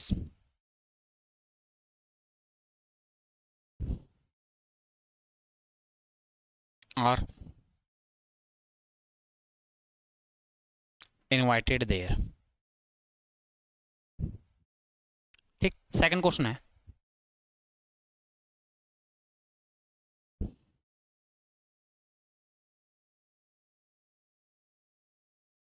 neither you nor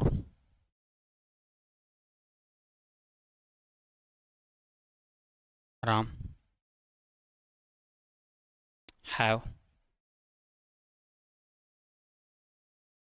faced the challenge.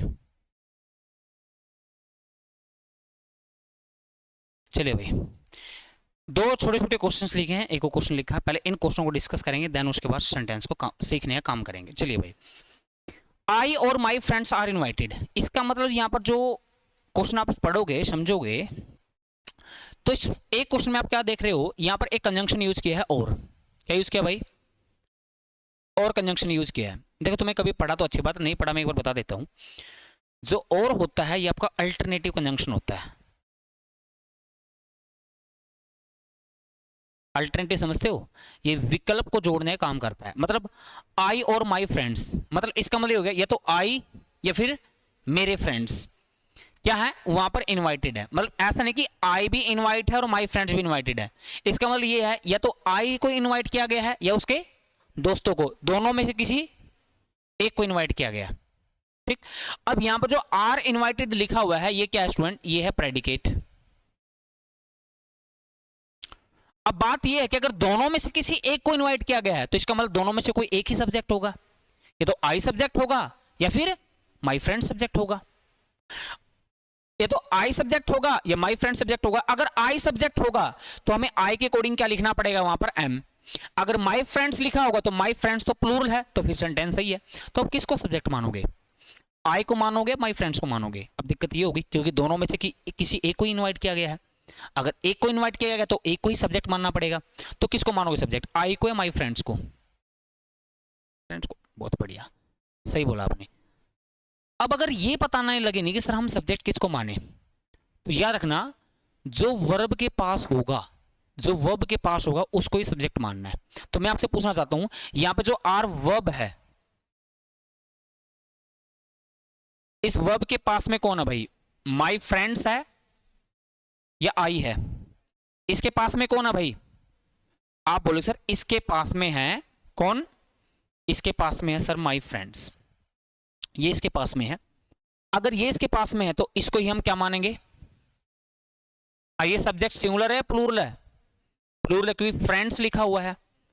अगर सब्जेक्ट प्लूरल है तो वर्ब भी क्या रहने वाला है? और देखो आर सिंगुलर होता है प्लूरल होता है, तो सेंटेंस क्या हो गया? तो सेंटेंस हो गया भाई सही। ठीक है, अगला क्वेश्चन सेमी प्रोसीजर है। वर्ब कौन है? पहले वर्ब को डिसाइड करते हैं। वर्ब यहां पर कौन है? आप बोलोगे सर यहां पर जो सेंटेंस में वर्ब यूज की गई है, यहां पर वर्ब यूज की गई है हैव फेस द चैलेंज, तो ये अपना क्या हो गया? इसको हम क्या बोलेंगे? और इस प्रेडिकेट में वर्ब कौन है? हैव। ठीक भाई, ये अपना वर्ब है, मतलब हेल्पिंग वर्ब है, फेस मेन वर्ब है। अब इसका सब्जेक्ट किसको मानोगे? नाइदर यू नोर राम। अब इसका सब्जेक्ट तुम यू को मानोगे या राम को मानोगे? यू प्लूरल है तो हैव सही है, राम सिंगुलर है तो हैव गलत है। अभी मैंने क्या बताया? ऐसे क्वेश्चनों में आपने वर्ब मानना है पास वाले के अकॉर्डिंग। पास में कौन है? पास में राम है, तो इसको सब्जेक्ट मानना भाई। और ये सब्जेक्ट क्या है? तो वर्ब भी क्या आएगी? तो हैज आएगा, हैव आएगा। तो मैं आपको बता देना चाहता हूं कुछ कोरिलेटिव कंजंक्शंस होते हैं, कोरिलेटिव, और उन पेयर का आपको ध्यान में रखना है। और कोरिलेटिव कंजंक्शन कौन कौन से होते हैं? जैसे स्टूडेंट नीदर के साथ क्या लिखते हैं भाई? नीदर के साथ नोर, ईदर के साथ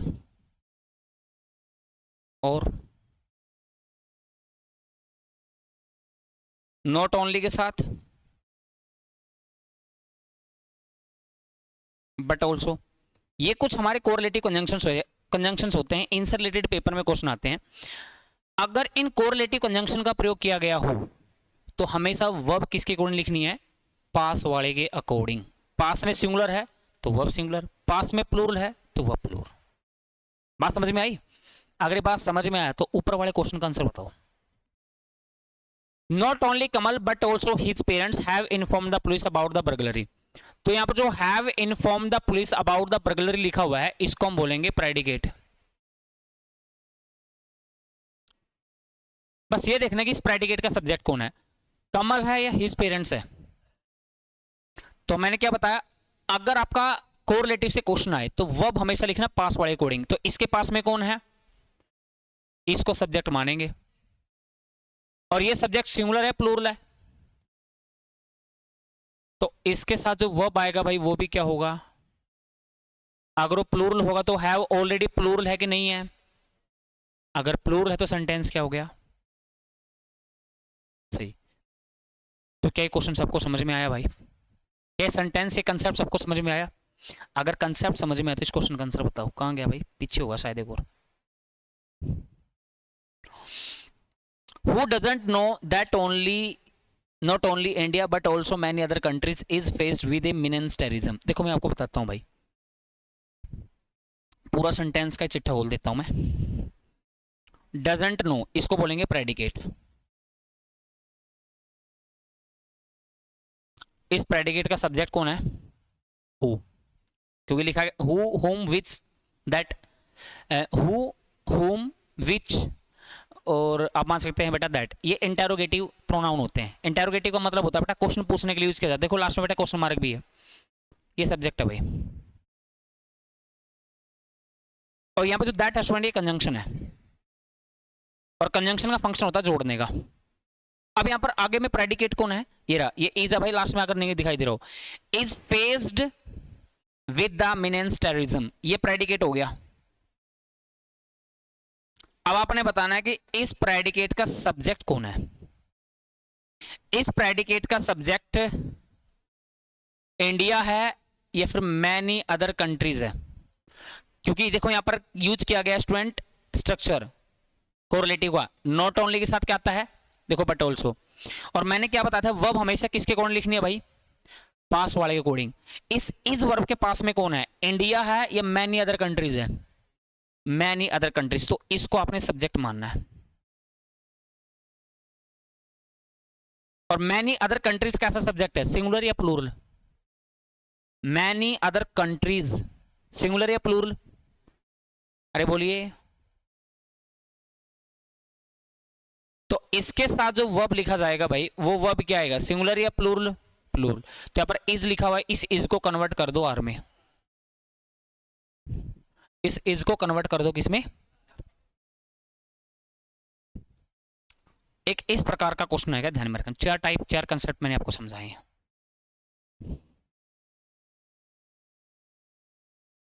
पांचवा कंसेप्ट, कंसेप्ट नंबर 5।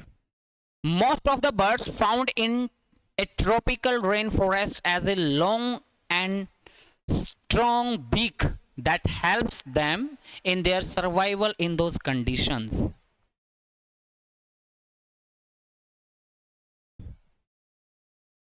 इस क्वेश्चन का आंसर बताओ भाई, क्वेश्चन नंबर 5 का आंसर बताओ। Most of the birds found in A tropical, इस क्वेश्चन का आंसर बताओ। पहले क्वेश्चन समझोगे, पहले कंसेप्ट समझोगे, क्या समझोगे, अरे क्या समझोगे, पहले कंसेप्ट समझेंगे, क्या समझेंगे, पहले कंसेप्ट। चलिए भाई स्टार्ट करते हैं कंसेप्ट को समझना।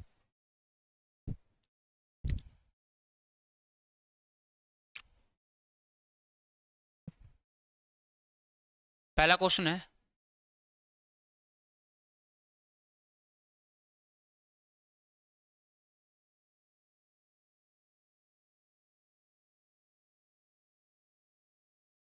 One third of the money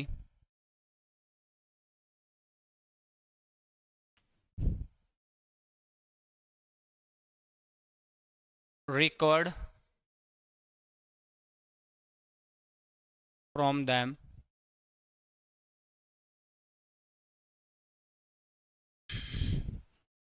one third of the money recovered from them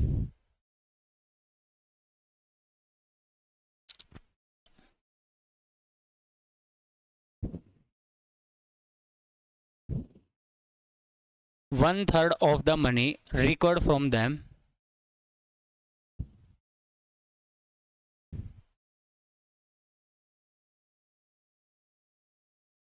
have been donated to an orphanage.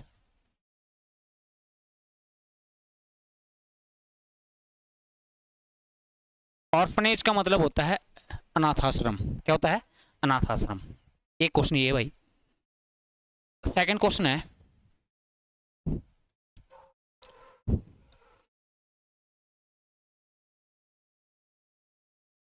Two thirds of the two thirds of the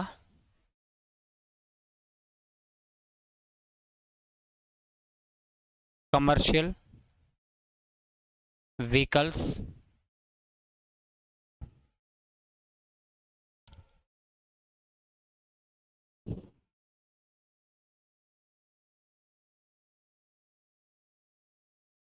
running on the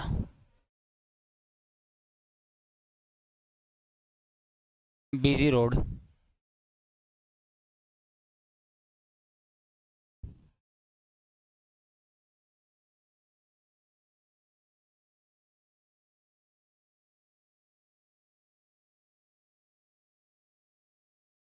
has not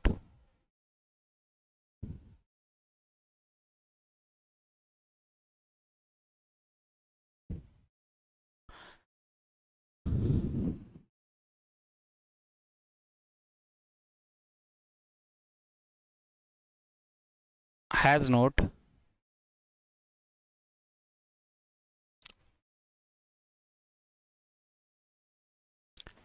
valid certificates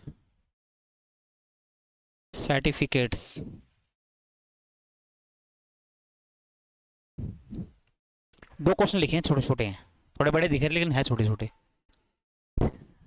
जी भाई पहले एक बार दो इससे छोटे question लिख देता हूँ, शायद आपको वो समझ में आ जाए। एक क्वेश्चन लिखा स्टूडेंट, क्वेश्चन ये है,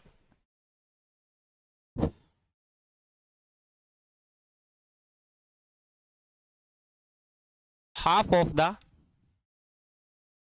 class इज या आर एब्सेंट। अब तो छोटा हो गया भाई।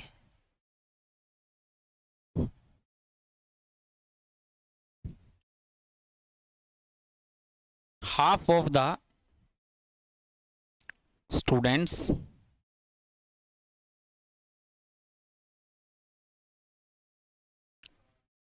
इज या आर एब्सेंट। पहले दो छोटे छोटे क्वेश्चन को डिस्कस करें, फिर ये थोड़े बड़े क्वेश्चन आपको दिखाई दे, लेकिन है ये भी छोटे छोटे। क्यों है छोटे छोटे, आप क्वेश्चन करने के बाद समझ जाओगे। एक बात बताना बेटा, पहले इन क्वेश्चन को डिस्कस करते हैं भाई, छोटी ही बात है, बड़ी बात नहीं है। मैंने यहाँ पर क्या लिखा बेटा, हाफ। हाफ कैसा नंबर होता है? हाफ अपने आप में टोटल नंबर होता है या रिलेटिव नंबर होता है? अगर मैं आपको बोलूं बेटा हाफ, तो आपके माइंड में आएगा सर किसका हाफ? 1 का हाफ, 2 का हाफ, 5 का हाफ, 10 का हाफ, 20 का हाफ, तो किसका हाफ? तो कहने का मतलब ये होता है कि जो हाफ होता है नहीं, ये कभी भी टोटल नंबर नहीं होता। 1 टोटल नंबर है, 2 टोटल नंबर है, 3 टोटल नंबर है, 5 टोटल नंबर है, 7, 6, 10, 100 ये टोटल नंबर है। लेकिन हाफ टोटल नंबर नहीं होता, हाफ होता है फ्रैक्शन। अगर कहीं पर हाफ लिखा होगा तो ये भी लिखा होगा, तो हाफ तो किसका हाफ? जो हाफ होता है स्टूडेंट, ये होता है फ्रैक्शन। क्या होता है भाई? फ्रैक्शन होता है। और फ्रैक्शन हमेशा ही टोटल पर डिपेंड करता है। अब आपके माइंड में आएगा फिर टोटल कहां लिखा होता है? टोटल लिखा होता है उस ओ प्रीपोजिशन के बाद। जो टोटल लिखा होता है वो कहां लिखा होता है? इस ओ प्रीपोजिशन के बाद। ये है भाई टोटल, ये रहा टोटल। तो हाफ क्या है? एक फ्रैक्शन है। क्या स्टूडेंट? हाफ क्या है? एक फ्रैक्शन है। ये एक फ्रैक्शन है, और फ्रैक्शन का अपना कोई भी नंबर नहीं होता। फ्रैक्शन हमेशा किस पर डिपेंड करती है? टोटल पर। और टोटल कहां लिखा जाता है? उस ओ प्रीपोजिशन के बाद। अब ये देखो कि जहां पे ये जो यहां पे जो टोटल लिखा हुआ है, ये टोटल सिंगुलर है प्लूरल है? अगर मैं आपसे बात करूं स्टूडेंट, यहां पे जो टोटल लिखा हुआ है, ये टोटल सिंगुलर है प्लूरल है? टोटल मतलब क्लास। क्लास सिंगुलर होता है प्लूरल होता है? सिंगुलर होता है। क्लास सिंगुलर होता है, लेकिन क्लासेस प्लूरल होता है। लेकिन सर क्लास सिंगुलर होता है, तो कहने का मतलब ये है कि यहां पे जो टोटल लिखा हुआ है, ये टोटल सिंगुलर है। मैंने क्या बताया भाई, एक बार फिर बोल देता हूं। यहां पे जो हाफ लिखा गया है, हाफ एक फ्रैक्शन है, और फ्रैक्शन हमेशा किस पर डिपेंड होता है? टोटल पर। और टोटल कहां लिखा होता है? उस ऑफ प्रीपोजिशन के बाद। ये टोटल है, और यहां पर टोटल क्या है? सिंगुलर है। अगर टोटल सिंगुलर है तो इसके बाद जो वर्ब लिखा जाएगा भाई, इसके बाद जो वर्ब लिखा जाएगा वो भी क्या होगा? अरे वो भी क्या होगा? तो इज आएगा, आर आएगा, इज आएगा। सेम का नीचे वाले में है, वही कहानी है। हाफ यहां पर क्या भाई? फ्रैक्शन है। क्या भाई? ये फ्रैक्शन है। अब फ्रैक्शन का टोटल नंबर नहीं होता। टोटल हमेशा लिखा होता है उस ऑफ प्रीपोजिशन के बाद। ये टोटल है। और आप लोग ही बताइए भाई, ये टोटल सिंगुलर है या प्लूरल है? आप बोलो सर यहां पर जो टोटल लिखा हुआ है, ये टोटल प्लूरल है। अगर टोटल प्लूरल है तो वर्ब भी क्या आएगा भाई? अगर टोटल प्लूरल है तो वर्ब भी आएगा प्लूरल। तो फिर इज आएगा, आर आएगा, आर लिखेंगे। बात समझ में आई? सेम कहानी वहां पर है, कोई बड़ी बात थोड़ी है। अब यहां पर देखो स्टूडेंट, इस फर्स्ट क्वेश्चन में क्या लिखा है? यहां पर लिखा है 1/3। तो 1/3 क्या है? अरे बोलिए, फ्रैक्शन है सर। देखिए डरा देते हैं यार ये। तो 1/3 क्या है? फ्रैक्शन है। अब फ्रैक्शन का कभी भी टोटल नंबर नहीं होता। टोटल नंबर कहां लिखा जाता है? उस ऑफ प्रीपोजिशन के बाद। ये टोटल है। और आप लोग बताइए यहां पर क्या लिखा है? Total money. और मनी कैसा नाउन होता है? अरे मनी कैसा नाउन होता है? Uncountable noun. नाउन में पढ़ाया था, नाउन में मैंने आपको पढ़ाया था कि जो मनी होता है ये कैसा नाउन होता है? अनकाउंटेबल होता है। और अनकाउंटेबल नाउन हमेशा ही क्या होते हैं साथियों? अनकाउंटेबल हमेशा सिंगुलर होते हैं। तो कहने का मतलब ये है कि जो 1/3 है ये फ्रैक्शन है, फ्रैक्शन का नंबर नहीं होता, ये हमेशा इसके टोटल पर डिपेंड करते हैं। और टोटल क्या है? सिंगुलर है। अगर टोटल सिंगुलर है तो इसके साथ जो वर्ब लिखा जाएगा, इसके साथ जो वर्ब लिखा जाएगा, तो वो वर्ब भी क्या होगा भाई? सिंगुलर होगा। अगर सिंगुलर होगा तो यहां पर हैज आएगा, हैव आएगा। आप बताओ, बड़ा क्वेश्चन था। मैं बोल रहा हूं भाई, इंसान साइज में बड़ा हो सकता है, बड़ा साइज में बड़ा होने से कुछ नहीं होता भाई। बात समझ में आया? साइज में बड़ा होने से कुछ नहीं होता। अगर आपका कंसेप्ट क्लियर है नहीं तो चाहे क्वेश्चन 1 लाइन का हो, चाहे 2 लाइन का हो, चाहे 5 लाइन का हो, उसको विद इन सेकंड में निपटा सकते हो अगर आपका कंसेप्ट क्लियर है। बात समझ में आई? अब आते इस क्वेश्चन पर। यहां पर क्या लिखा स्टूडेंट सेकंड क्वेश्चन में 2/3। 2/3 यहां पर क्या भाई? फ्रैक्शन है। क्या भाई? 2/3 यहां पर क्या है? फ्रैक्शन है। और आप लोग ये बताइए क्या फ्रैक्शन का कोई नंबर होता है? नहीं। फ्रैक्शन हमेशा किस पर डिपेंड करती है? टोटल पर। टोटल कहां लिखा होता है? उस ऑफ प्रेपोजिशन के बाद। ये लिखा कमर्शियल व्हीकल्स, ये टोटल है। यहां पर जो कमर्शियल व्हीकल्स लिखा है क्या है? टोटल है। तो टोटल सिंगुलर है प्लूरल है? व्हीकल्स लिखा हुआ तो क्या है भाई? प्लूरल है। और अभी मैंने क्या बताया कि जो फ्रैक्शन होता है, फ्रैक्शन हमेशा टोटल पर डिपेंड करते हैं। टोटल हमेशा ऑफ के बाद आता है। और टोटल अगर प्लूरल है तो इसके साथ जो वर्ब लिखा जाएगा भाई, इसके साथ जो वर्ब लिखा जाएगा वो भी क्या होगा? आप बोल सर वो भी प्लूरल ही होगा। अगर प्लूरल होगा तो यहां पर हैज आएगा, हैव आएगा। अब यहां पर हैव का प्रयोग करो। तो मैं आपके लिए कुछ फ्रैक्शंस लिखता हूं, उन फ्रैक्शंस के बाद जो ऑफ लिखा होगा और ऑफ के बाद जो नाउन होगा, वो नाउन अगर सिंगुलर है तो वर्ब सिंगुलर, अगर वो नाउन प्लूरल है तो वर्ब प्लूरल का प्रयोग करना है। तो फ्रैक्शन कौन कौन से है एक बार लिख लेता हूं मैं आपके लिए। तो फ्रैक्शंस कौन कौन से है उन फ्रैक्शन को एक बार नोट कर लेते हैं। देखिए भाई, अगर कभी भी किसी भी सेंटेंस में लिखा हो most of, all of,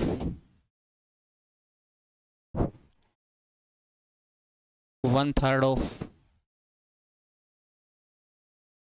1/3 of,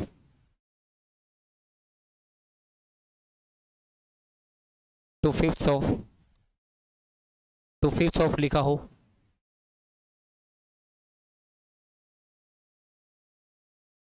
plenty of, a lot of, lots of, 5% of, 10% of,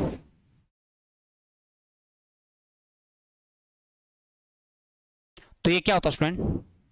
fraction होते हैं। क्या होते हैं भाई? फ्रैक्शन। और फ्रैक्शन हमेशा किस पर डिपेंड करती है? टोटल पर। किस पर डिपेंड करती है? टोटल पर डिपेंड करती है। और टोटल कहां लिखा जाएगा? इस ऑफ के बाद। इस ऑफ के बाद लिखा जाएगा वो टोटल। टोटल मतलब नाउन। अगर वो नाउन क्या है? अगर वो नाउन क्या स्टूडेंट? अगर वो नाउन सिंगुलर है तो इसके साथ जो वर्ब है होगी भाई वो क्या आएगा? बिल्कुल। अगर वो सिंगुलर तो इसके साथ वर्ब क्या लिखेंगे? अगर वो टोटल सिंगुलर नहीं, टोटल क्या भाई? टोटल है प्लूरल। क्या है? टोटल है, टोटल है प्लूरल। अगर टोटल है प्लूरल तो इसके साथ वर्ब भी क्या आएगी? सीधी बात, नो बकवास। बात क्लियर? अरे बात हजम हुई? बहुत बढ़िया, बात हजम हुई। तो मैं 2 छोटे छोटे क्वेश्चन और लिखता हूं आपके लिए। ये आपके लिए है, ये सिर्फ आपके लिए है।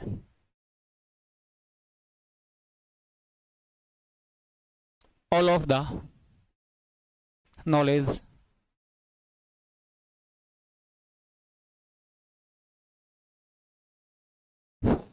इज या are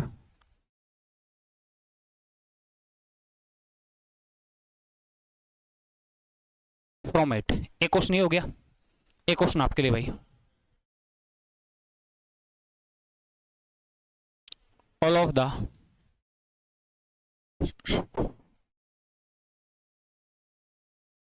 all of the players is या are present। चलिए भाई, वही कहानी है भाई। ऑल यहां पर क्या है? फ्रैक्शन है। फ्रैक्शन हमेशा किस पर डिपेंड करेगी? टोटल के बाद। टोटल कहां लिखा जाएगा? ऑफ के बाद। ये लिखा नॉलेज। नॉलेज कैसा नाउन होता है? अनकाउंटेबल। अगर अनकाउंटेबल होता तो ये क्या हो गया? तो इसके साथ जो वर्ब लिखी जाएगी वो भी क्या होगी? सिंगुलर होगी भाई। तो अपने क्या आंसर आएगा? इज आएगा, आर नहीं। और सेम कहानी भाई थर्ड को मतलब से इस क्वेश्चन में है, बी में। ऑल क्या है? फ्रैक्शन। फ्रैक्शन के हमेशा किस पर डिपेंड करते हैं? टोटल पर। टोटल कहां लिखा जाता है? ऑफ के बाद। इसके बाद क्या लिखा है, प्लेयर्स। प्लेयर्स जो नाउन है, ये नाउन क्या है, सिंगुलर या प्लूरल, ये प्लूरल है भाई। अगर ये प्लूरल है तो इसके साथ जो वर्ब लिखा जाएगा वो भी क्या होगा, वो भी प्लूरल होगा। तो यहां पर इज आएगा, आर आएगा। क्लियर? अगर बात हजम हुई तो मुझे लग नहीं रहा कि आप इस क्वेश्चन का आंसर ना दे पाओ।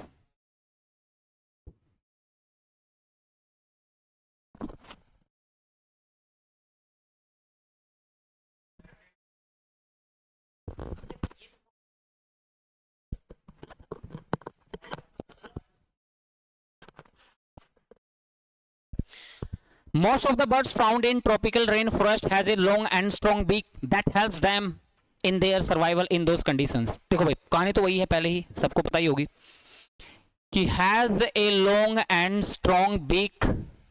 ठीक है भाई, ये क्या है, इसको हम बोल देंगे प्रेडिकेट। क्या बोलेंगे, जितना जरूरत हम उतना प्रेडिकेट मान लेते हैं, ये प्रेडिकेट है। इस प्रेडिकेट का सब्जेक्ट की बात करते हैं। क्या ये सब्जेक्ट हो सकता है, ए ट्रॉपिकल रेन फॉरेस्ट? ये सब्जेक्ट नहीं हो सकता। क्यों? क्योंकि इसके बाद क्या लिखा हुआ है, इन। इन क्या है, प्रीपोजिशन। प्रीपोजिशन के बाद क्या आएगा, ऑब्जेक्ट। इसका सब्जेक्ट कौन बनेगा, इसका सब्जेक्ट बनेगा ये मोस्ट। मोस्ट, और अभी मैंने क्या डिस्कस किया था, मोस्ट ऑफ, ऑल ऑफ, ठीक है नहीं, हाफ ऑफ, ये सारे फ्रैक्शन होते हैं। और फ्रैक्शन हमेशा किस पर डिपेंड करते हैं, टोटल पर। और टोटल कहाँ लिखा जाता है भाई, टोटल लिखा जाता है उस ऑफ के बाद। ये है भाई टोटल, ये टोटल है। द बर्ड्स क्या है, ये टोटल है। और टोटल क्या भाई, सिंगुलर या प्लूरल? बिल्कुल, टोटल क्या है, प्लूरल है। क्योंकि मोस्ट यहां पर क्या है, ये फ्रैक्शन है। और फ्रैक्शन हमेशा किस पर डिपेंड करती है, टोटल पर। लिखने की जरूरत नहीं है, ये फ्रैक्शन है। फ्रैक्शन किस पर डिपेंड करती है, टोटल पर। अगर टोटल क्या है, टोटल है प्लूरल, तो इसके साथ वर्ब भी क्या आएगा, अरे इसके साथ वर्ब भी क्या आएगा, वर्ब भी प्लूरल आएगा। यहां पर हैज आएगा, हैव आएगा।